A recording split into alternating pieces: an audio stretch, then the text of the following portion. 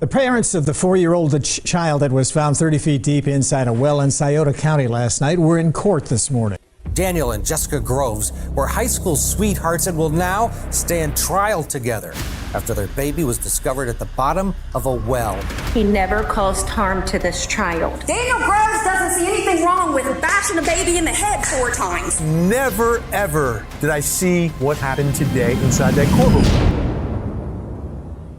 In January 2020, in Scioto County, Ohio, a courtroom became the center of intense public and media attention. The gallery was packed with local residents, reporters, and child protection advocates, everyone watching closely. On the defendant's bench sat 2 biological parents, facing a series of serious criminal charges. On the witness stand stood their oldest son, just 15 years old, forced to recount what he had seen with his own eyes. In the back of the room, a woman quietly wept for the child she had once cared for, if only briefly. This trial was not only a criminal proceeding, it revealed the deep contrast between cruelty and compassion, between truthful testimony and desperate denial. Panicked. Does it? A chain, 3 padlocks, 12 zip ties, 8 wire ties, 18 rocks, 6 layers of plastic and duct tape. Does this look like panic? I submit to you it looks like extreme planning. They want you to believe they're not complicit to their baby's murder. But this is what they chose for a coffin and his burial? This? In 2019 in Scioto County, Ohio, Daniel Groves Jr., age 15, lived with his father, Daniel Groves Sr., who had a prior conviction for theft and often evaded probation. The mother, Jessica, was distant, even when her youngest child had just been born. Under those circumstances, Junior had no choice but silence to keep himself safe, until Dylan, Daniel's younger brother, entered the scene. Upon Dylan's birth, medical tests revealed methamphetamine and amphetamine in his blood, evidence that the mother had used drugs during pregnancy. This was deemed extremely dangerous for an infant, prompting child welfare authorities to immediately intervene. Guardianship was stripped from the biological parents, and Dylan was placed with a temporary foster mother, Andrea Bowling. That was considered the only way to protect him, at least until the parents could prove they were capable of change. However, the primary goal of the Scioto County Child Services, SCCS, was to abide by the legal principle of family reunification. Although foster mother Andrea Bowling deeply worried about returning Dylan too soon, the court approved it because Daniel Groves Sr. had met minimal conditions. He passed a single drug test and pledged that Jessica Groves would not live in the same home. Under the legal pressure to return the child if conditions appeared safe, Dylan was returned to Daniel Sr. That hasty decision removed Dylan's final protective shield, relying only on formal compliance while completely ignoring substantial risks. In April 2019, the Scioto County Child Services, SCCS, began noticing anomalies. Daniel and Jessica Groves frequently misrepresented their residence and repeatedly missed mandated court appearances, home visits, and medical appointments, requirements imposed after Dylan's return from foster care. Social worker Patricia Kraft attempted contact many times, but received no response. Immediately, she filed a missing person report with the Scioto County Sheriff's Office, but official search teams were only launched later, once the Groves couple's defiance became obvious. Authorities entered the Groves property to conduct a welfare check. When law enforcement insignia and vehicles arrived, Daniel and Jessica jumped onto an off-road vehicle and fled into the forest, evading any questioning about Dylan. The terrain favored their vehicle, and they managed to disappear deep into the forest near their home. This pursuit's failure transformed the assumption of a missing child into an active criminal case. It confirmed to investigators that the couple was not simply negligent, they were actively concealing something far darker. On June 10th, law enforcement returned with a warrant, but the intervening month had allowed crucial evidence to be moved or destroyed, leaving a true void. When the team executed the search, Jessica allowed herself to be taken into custody, while Daniel locked himself inside, holding out for hours until a special response team intervened. From fleeing to barricading, their pattern was consistent: delay access to the child, delay access to the scene, prolonged time to cover up the truth about Dylan. Once detained, the investigation's focus shifted squarely to Dylan's whereabouts. Was he alive? Where was he? Daniel Groves Sr. repeatedly changed his story. At one point, he claimed SCCS took Dylan, then later said Dylan was with relatives. What are they charging you with? Kidnapping, abduction, and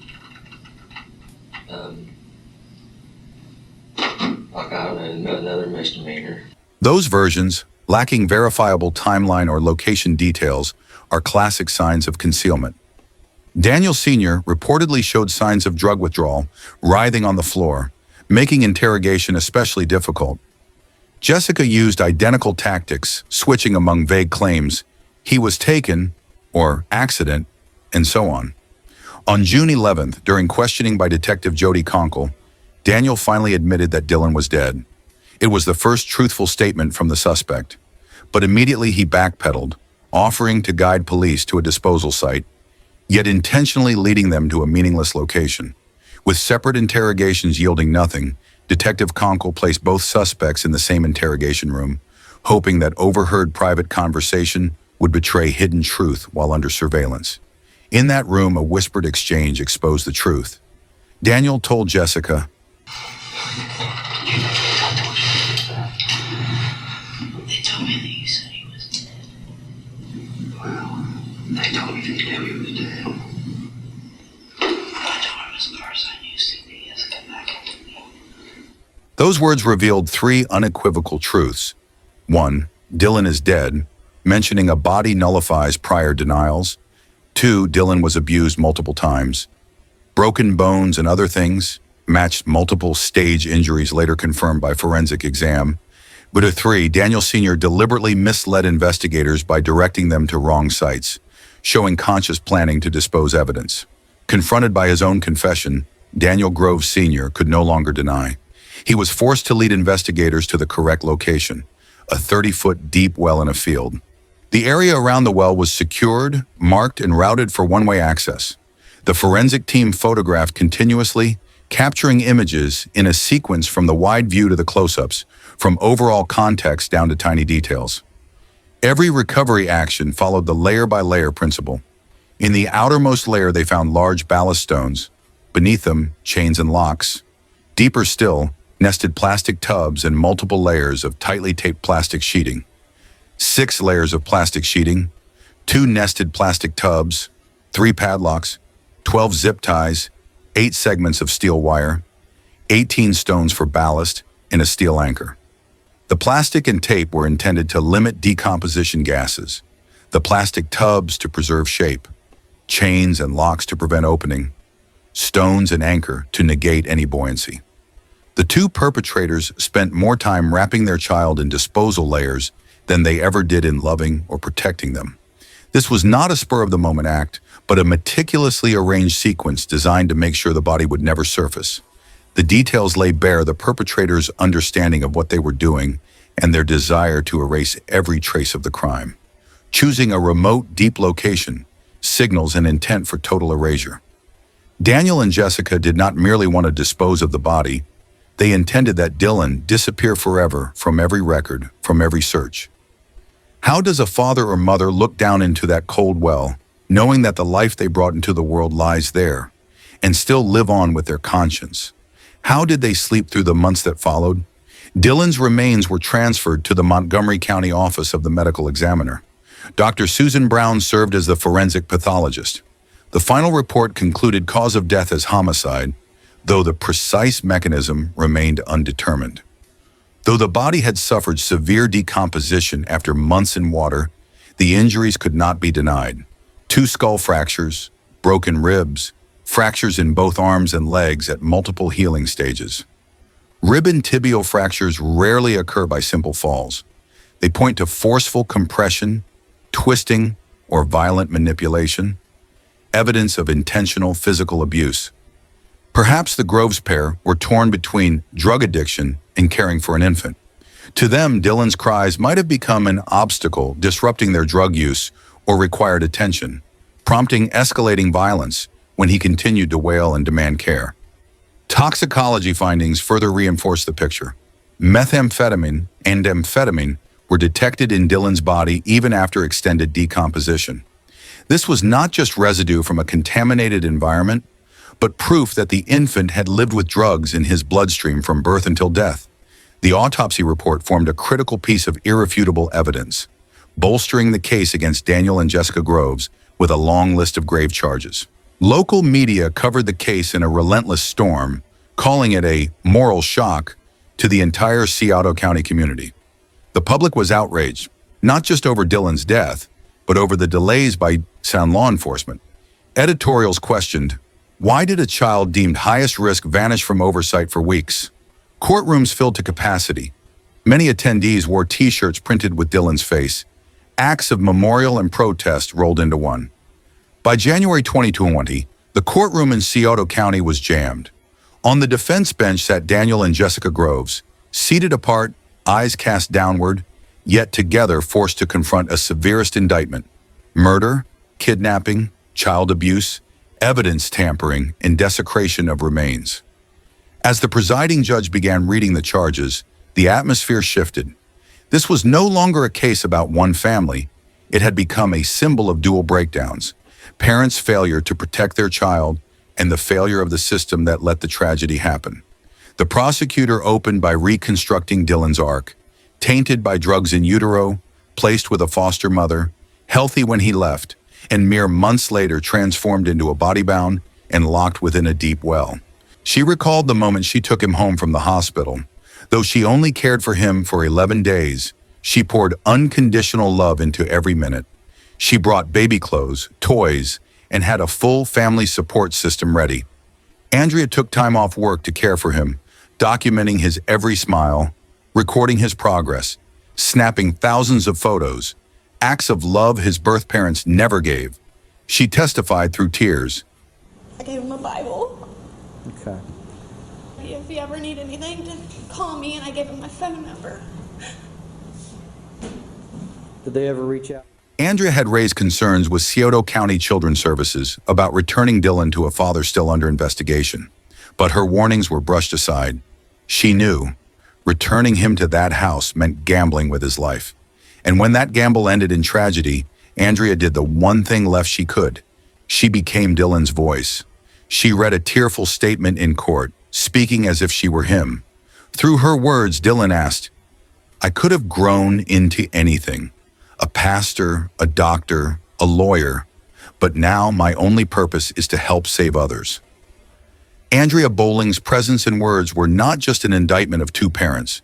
They were a searing moral judgment on a system that failed to protect the most innocent among us. After long deliberation, the court delivered the harshest sentences under Ohio law. Jessica Groves, the primary perpetrator, was found guilty of aggravated murder and all accompanying charges. She was sentenced to life in prison without the possibility of parole, plus an additional 32 years. Daniel Groves Sr. avoided the aggravated murder charge, but was convicted of murder, kidnapping, child abuse, abuse of a corpse, and several other crimes. He received a sentence of 47 years to life, a term so long it virtually guaranteed he would die behind bars. Justice had been served, but the story wasn't over. In her final words, Jessica said, "I'm sorry I failed as a mother." But was it remorse or regret? Regret for her son's suffering, or regret for losing her freedom?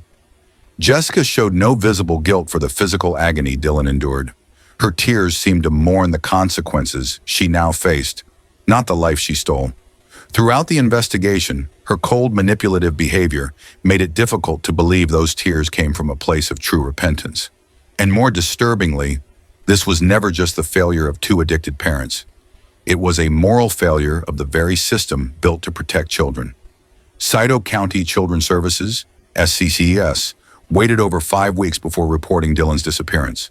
The police delayed another 5 weeks to secure a search warrant, admitting they feared making the agency look bad. This desire to protect reputations over children's lives cost Dylan his last chance to be saved. If the system had acted faster, valued a child's life more than its own image, would Dylan have been found before he was sealed in plastic, chained in a bucket, and sunk to the bottom of a well? When bureaucracy replaces compassion, it is the children who pay with their lives. In the wake of the trial, protesters gathered outside SCCS demanding transparency and reform.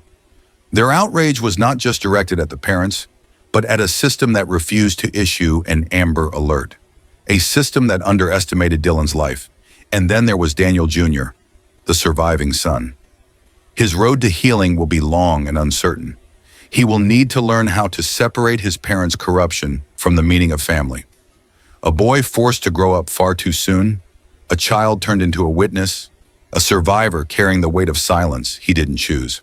The Groves case closed with harsh sentences, but the echoes remain. A child who never got to grow up. A teenager forever changed, and a legal system that missed the one window that could have saved a life. A child cannot protect themselves. That responsibility belongs to all of us. Have you ever watched your child sleep and asked yourself, if something were wrong, would I notice in time? Would I trust my instincts? Would I be brave enough to act, even when others remain silent? This story doesn't just bring tears, it brings reflection. It forces us, especially parents, to look inward. Was there something in this story that struck a nerve for you? Have you ever witnessed, even briefly, something that didn't feel right? Please share with us in the comments, because your voice might be the one that helps someone else speak up in time. And don't forget to subscribe to the channel. Your support gives us the strength to keep seeking the truth and bringing light to the stories still hidden in the dark.